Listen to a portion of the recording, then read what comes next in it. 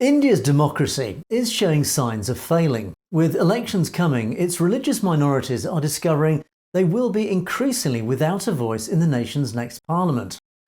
Millions of Sikhs, Muslims and Christians are discovering that the RSS-driven BJP are taking every step they can to ensure the country's future governance primarily favours its large Hindu majority at the expense of the minorities. The RSS have made no secret of wanting a Hindu Rashtra that is now looking increasingly likely under policies being rolled out by the BJP. In the city of Rampur, for example, more than half the voters are Muslim, but its Member of Parliament is a staunch supporter of Prime Minister Narendra Modi's muscular Hindu first agenda. And it's a situation repeated across Hindu-majority India, where many see Muslim candidates a recipe for defeat at the ballot box. While India's 220 million Muslims make up a little under a fifth of its 1.4 billion population, Muslim representatives in Parliament have almost halved to less than 5% since the 1970s. Muslim leaders worry at the lack of representation, as do other religious minorities.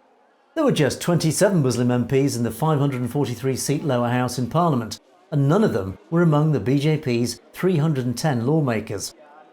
And across India, minorities have for decades placed their trust in secular parties, a process that created an acute absence of leadership for Sikhs and Muslims particularly. These days, an overtly Muslim or Sikh leader would be challenged as stoking sectarian divisions, yet few question when Modi champions constitutionally secular India now as a Hindu Rashtra. Successive gerrymandering policies since independence in 1947 have deliberately redrawn electoral boundaries to split areas with substantial Muslim or Sikh populations, the Punjab being a prime example. And the growing dominance of Hindu nationalism has meant candidates from religious minorities have been shunned in favour of Hindu representatives instead. It has become part of a wider shift, according to Asaduddin Owaisi, one of the two lawmakers in the last parliament from the All India Council for Unity of Muslims.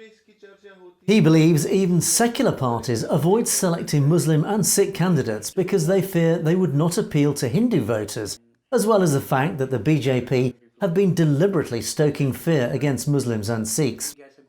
As a result, India is now rushing headlong into an RSS-controlled Hindu Rashtra, and the nation's minorities are left wondering what it holds for them, with no more democratic voice.